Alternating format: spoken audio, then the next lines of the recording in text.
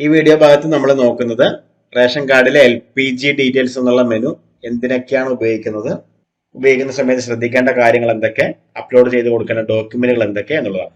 Ration കാർഡിന്റെ LPG details menu gas സംബന്ധമായിട്ടുള്ള കാര്യങ്ങൾക്കാണ് ഉപയോഗിക്കുന്നത്.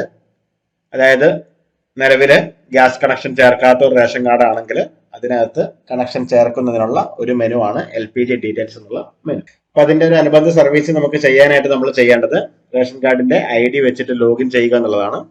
എങ്ങനെയാണ് ലോഗിൻ ID ക്രിയേറ്റ് ചെയ്യുക എന്നുള്ളത് ഇതിന് മുന്നേ ഉള്ള വീഡിയോയിൽ കൃത്യമായിട്ട് കൊടുത്തിട്ടുണ്ട്. അത് വെച്ച് നമുക്ക് യൂസർ ID പാസ്വേഡ് ഉപയോഗിച്ചിട്ട് നമ്മൾ ലോഗിൻ ചെയ്യുക. ലോഗിൻ ചെയ്ത് കഴിയുമ്പോൾ നമ്മൾ ഇതിന്റെ ഡാഷ്ബോർഡിലോട്ട് വരുന്നതാണ്.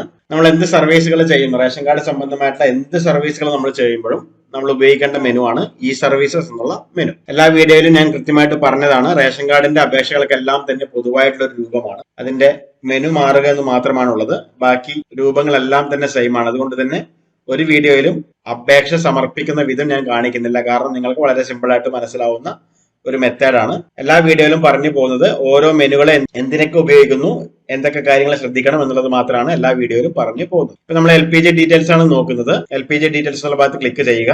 ഇവിടെ നമ്മൾ അവരുടെ എക്സിസ്റ്റിംഗ് ആയിട്ടുള്ള ഗ്യാസ് ഡീറ്റെയിൽസ് കാര്യങ്ങൾ ഇവിടെ കാണിക്കും. അവിടെ നമുക്ക് തിരുത്തൽ വരുത്തണമെങ്കിൽ ഇപ്പൊ നിലവിലെ ഈ ഗ്യാസ് കണക്ഷൻ കട്ട് ചെയ്തെങ്കിൽ നമ്മളിവിടെ നോ ഭാഗത്ത് ക്ലിക്ക് ചെയ്ത് ഇവിടെ ഗ്യാസ് വിവരം മാറ്റുക എന്നുള്ള ഒരു ഓപ്ഷൻ നമുക്ക് കൊടുക്കാം. ഇനിയല്ല നമ്മൾ ഏജൻസി മാറ്റിയെന്നുണ്ടെങ്കിൽ നമുക്ക് എന്ത് ചെയ്യാം, പുതുതായിട്ട് ഗ്യാസ് സിലിണ്ടർ എക്സ്ട്രാ കിട്ടിയിട്ടുണ്ടെങ്കിൽ അതോടെ ആഡ് ചെയ്ത് കൊടുക്കാം. മറ്റുള്ള ഡീറ്റെയിൽസുകളൊക്കെ ഇവിടെ എൻ്റർ ചെയ്ത് കൊടുക്കുക. ഓക്കെ, അതിനുശേഷം സേവ് എന്നുള്ള ഭാഗത്ത് ക്ലിക്ക് ചെയ്യുക. സേവ് എന്നുള്ള ഭാഗത്ത് ക്ലിക്ക് ചെയ്ത് കൊടുത്തു കഴിയുമ്പോൾ ഫയൽ അപ്ലോഡ് ചെയ്ത് കൊടുക്കാനുള്ള ഓപ്ഷൻ വരും. പ്രത്യേകിച്ച് ഫയലുകളൊന്നും ഇല്ല ഇതിലേക്ക് അപ്ലോഡ് ചെയ്ത് കൊടുക്കേണ്ടത്.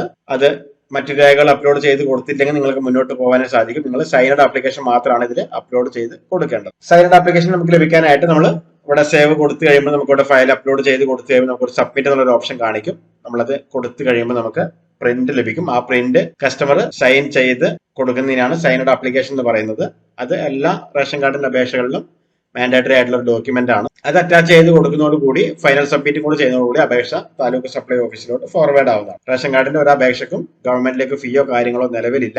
ഈ ഒരു രീതിയിലാണ് നമ്മൾ ഒരു ഗ്യാസിന്റെ മെനു ഉപയോഗിക്കുന്നത്.